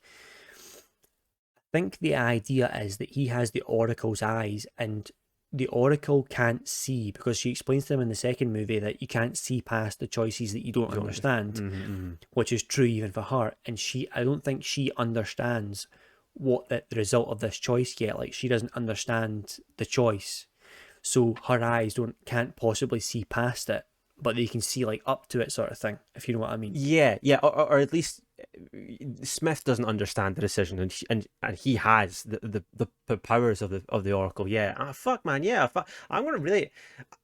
Usually, the third one is definitely my least favorite of the films, and I put it off not watching it, but I'm gonna have to watch it again because these are a couple of revelations we've had going over this third movie. Yeah, I've had anyway. It's fucking great, isn't it? Yeah. So the movie ends that the Matrix gets rebooted. Everybody in the Matrix is okay. Now, Neo strikes a deal with the machines that he'll destroy Smith if they basically agree to peace. So the Matrix ends. The films end inside the Matrix with the Oracle and the Architect speaking to each other. And the Architect says that she played a dangerous game, and he basically promises her that all the humans that want to be freed, that reject the program, will be freed. And they basically agree that the peace will basically last as long as it can. So I think they're kind of saying that the war might start again eventually, but let's make the most of the piece, like while we have it, sort of thing. Which is amazing ending. What I like. Yeah, it's weird that it doesn't show you Morpheus at the end. Like, it shows you the programs. Story, does it? It shows you the machines. Like, they're given a sort of. It's almost like they've been the main characters the whole time, kind of thing. Like, this movie's about the machines more than it is about the humans. Yeah. Okay. I guess at this stage, like, I don't think we need to know what Morpheus goes and does the rest of his days. You know, like I think that's the main thing for me. Like, I'm not even worried about him. I'm not worried about any of the humans. You know, just that one send off that Neo has with the machines in the Machine City is like just so much, man. So it's just too much for me. I find that, I see, like, Trinity's death is like super emotional, but like Neo's death is like super emotional, but it's not even like sad. You know, I can't describe it. I just think it's like really solemn or something. That is just everything about this scene, and that I feel like there's been a huge amount of impact at the end of this film, man. It's just a stupid movie, but I don't know how they make you feel it. The movies make me emotional as well, but they don't make me emotional sad either. The bits where people die don't make me sad. But every time Smith talks, I get like super emotional. Every time he talks about like the inevitability of life and like consequences and the fact that nothing has any purpose, I'm like, that makes me quite emotional, and I'm not exactly sure why. It's not like sad, but it chokes me up a little bit. Yeah. It's an emotive movie, man. I think it's just because it gets you thinking in the way it gets both of us thinking. And these like really, it just challenges you in a way that just movies just don't do, man. That you don't get. I'm not even someone for. It's not like it's the type of thing I look for in every single movie I go into. It's just perfect on so many levels. It's challenging you. It's interesting. I love the content. I love the setting. Fuck, man. Yeah, so as I go online, I like research the Matrix after every time I watch it. As I do, there's like several questions that come up like all the time that I see, like, you know, those fan websites where it's like a question, there's like 6 or 7 different answers below it, and they've all got their own different theories. Yeah. Quora, and, like, there's a couple of other ones as well. The one that I see a lot is like, what is the Oracle? I think we've like kind of covered that one a little bit. Where she's kind of like this mirror program to the architect, where he's like designing a system, and she's basically just this program that's been designed to investigate humans and how they choose to human do stuff. behavior. That's what she specializes in. And like it's as simple as that. Like, she's literally just a program who's been designed to investigate the human psyche, and she's like really efficient at it. She's like worked it out, and therefore it lets her see the future of people's choices. Yeah, and as a result of this programming that she has, she was able to help create the modern iteration of the Matrix, and just like solve a small part of this problem. She was not the architect by any means, but that's the role she played and why she's so important. Basically, everybody asks how Neo came back to life. It seems like that's one that like nobody seems to have an answer for, like, the first time they watch it, and it definitely wasn't something that I'd answered the first time I've watched it either. But you think this was like a rebirth to becoming the one? That's the way I look at it. I think there's a lot of signs in the movie of like a lot of signs across between the first movie and the second movie that we're dealing with like different characters here, and like, yeah, just the whole thing about, you know, Neo versus Mr. Anderson and all that type of stuff. Like, I think it fits perfectly, man. I don't care what the real answer is. I really don't. No, because I love it. You know? Yeah. Because you're right. In the second and third movies, he's more machine-like. say robotic. Yeah, exactly. He seems to be very sort of like less emotional. His face has less emotion on it. He seems to be very like binary, and like what he's doing, he doesn't really smile that much in the second and third film, sort of thing. Although I guess no one really does in the real world, do they? Well, true, but you know, maybe that's deliberate. Maybe that's because he is like his connection to the machine world is slowly strengthening. He's starting to look at things through a more analytical, understanding view. That like emotions and being emotive becomes less relevant for once you've achieved that level of consciousness, type of thing. Yeah, but I explained mine as well. I think it's the fact that when she kisses him, it's his ability to like remove his mind from his body, sort of thing. Like, to be like, this is only the Matrix. Like, I can't die here, sort of thing. Yeah, like it's like that was like the trigger, which eventually kicked him into being the one. Exactly. Yeah. How did Smith come back? That's another one I get that I see all the time. Yeah, he went rogue though. We kind of like, and the Oracle set that up, didn't she? I think the Oracle like directly explains that one to you. Like, he gets deleted. he's supposed to, like, when programs get deleted, their job is to go back to the source, but because he's like different, there's something about him, he's like, no, I'm He just not wanted to going to go back. stay. He chose to Yeah, disobey. he just becomes an exile, like in the Matrix, sure. I'm unplugged, a new man, so to speak. How did Neo save Trinity? That's a huge question. I see that one all the time as well. I think this might be kind of movie nonsense. I've heard a Really? fan theory for this part, which I don't believe. I don't think it seems a bit too contrived. Basically, like the idea was that Trinity actually died in the Matrix, but Neo, because he has absolute control over the Matrix, he was basically able to rewrite Trinity, make her new again, and then the new version of Trinity that has been created by Neo then was uploaded into her body. So, and Wow. yeah, That's quite a deep one. yeah. I don't know if that's true or not, but I've thought about that before and asked myself, like, how the fuck does that work? I just kind of put it down to he is the one now, and he has a lot of control over things, and you know. I don't think it was as complicated as that. I think like because he takes the bullets out of her body, like he shoves his hand inside and takes the bullets out, which I don't know if that's like healing her, but he manages to remove the fragments anyway. He takes those out, and then she dies. Like her heart stops, and I literally think it was as simple as like he has ultimate control in the Matrix, and he literally just like restarts her heart. Like it's just like it's literally just like a, what do you call it, machine? Is it ECG or something like that? Where defibrillator type of thing. Yeah, just like and then restarts her heart, and that's it. Yeah, I don't. That's kind of what I was going on with there. Like, I don't think that necessarily needs a technical explanation, because you can just say that he is the one and he has control over everything here. So restarting. Being a portable defibrillator isn't a big deal for him, sort of thing. It's literally just she's back to life, sort of thing. Yeah, I suppose it's kind of weird that he like she's physically dead, her body outside of the Matrix, her heart stopped beating, but he's able to interact with her in the Matrix, which is presumably only through like brain chemistry. But he's the one, so it doesn't fucking matter. It doesn't matter to me, you know. Yeah. How does Neo have real world powers? Yeah. So this is I think I might be on board with your idea that a lot of it is just like him literally like developing Wi-Fi. You know, he's and that's kind of confirmed at the start of the third movie, because that's how he jacks into the Matrix without jacking in. You know, because that's just the powers of the one. So we see that he has the ability to wirelessly interact with the machine world. I quite like the fan theory I mentioned, which was he's kind of like a, what's it called when you're like white privilege? Not what privilege, fucking hell, that's something else altogether. Something else, something privilege, which is just like when you're in a game and you can't be damaged, you know, or like black sheep. That's you know, when you're playing Tiger, like that. Basically, he has that status.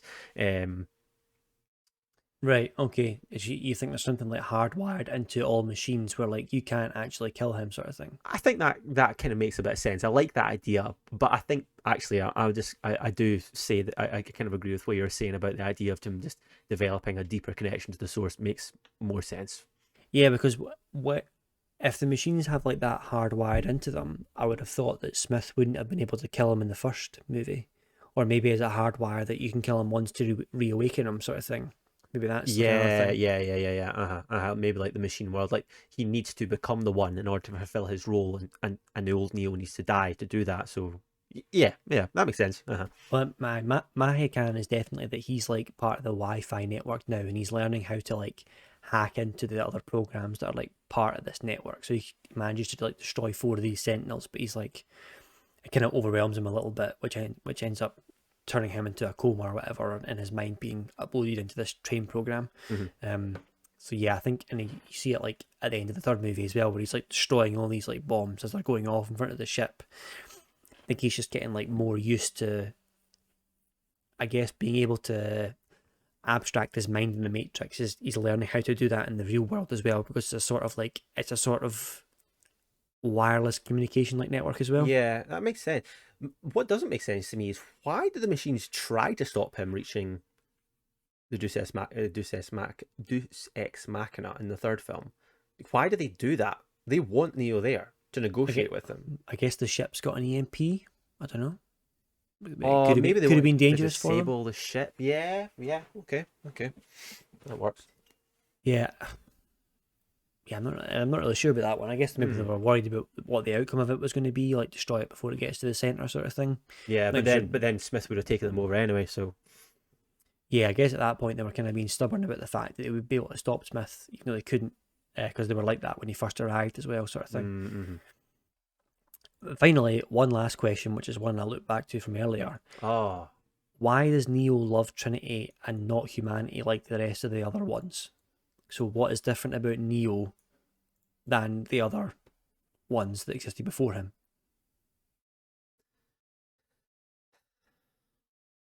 I kind of thought that each one of the ones was like a person that was selected by the Matrix, you know.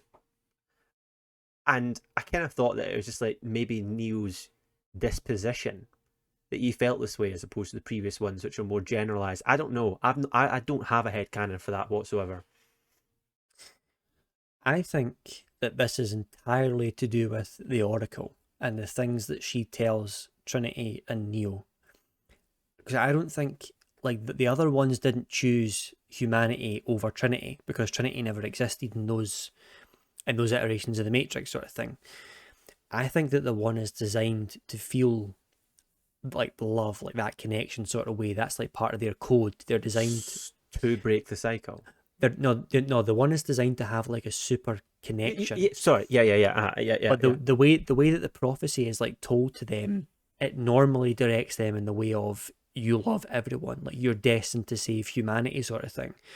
So in every previous iteration of the one, they've had that super connection inside them. That's in their code, and it is just sort of like pushed onto humanity, sort of thing. When Neo's iteration comes around, I think the Oracle specifically tells Trinity that you're going to fall in love with the one. And then when Neo comes around, she's like, oh, she likes you, sort of thing. And like, I think that she plants the seed. Literally playing Cupid with these two. She literally does it. And she sort of forces the connection not onto humanity for him, but onto her. So I think that she's the one that breaks the cycle. Yeah. And then so see like, at the end when the architect says, you played a little dangerous game there.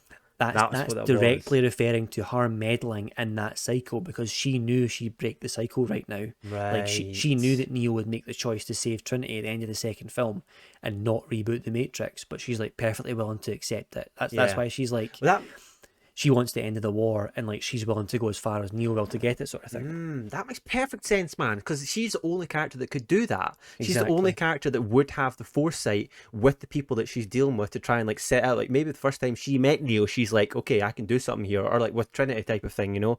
Damn, yeah, that's a really, really good theory. One I hadn't even thought about before, like because there's no that was a revelation that I made when I watched it this week. I was like looking through it and I was like, I still don't have a headcanon for that one, sort of thing, like doing some research, googling about it, and I was like, okay, got it, sort of thing. I think she like sets the wheels in motion to like break the cycle, sort of thing. That's what. Whereas she's obviously seen the other ones, like she's seen all six of them. Yeah, she's met them. But this time she's like, I'm gonna like try this sort of thing. And I don't think, because at the end she also explains to Seraph that she didn't see the outcome of this, but she was like having faith, sort of thing. Yeah. And also as well, like it kind of makes sense for her character to be empathetic towards humans. Like it's kind of like people might think to yourself, like why would a program do this for humanity? But this is a program with like complete empathy for the human condition. You know, she deeply understands to think this way. You know, she's more human than any other machine, so she's the one, if any of it, she's the program that would be likely to try and end this war. She does have an incentive to do that. Damn, yeah, that's a great fan theory actually. Yeah, I'm gonna definitely rewatch it now after what was said about Revolutions. It's because that was quite a few there that I hadn't ever actually thought about before, especially like, it's particularly to do with like the connections to the source. That shit was good. And yeah, damn, great movies, man. Great movies. Really get you thinking on a different fucking level. Oh, they do, yeah. It's one of those ones, you know, no matter how many times it's on, I can watch it. You know, it does not bother me in the least. I watch the whole damn thing, and once I watch one of them, you know, the next day I'm gonna have to watch the next one as well. I'll watch it every 6 months for the rest of my life, no doubt.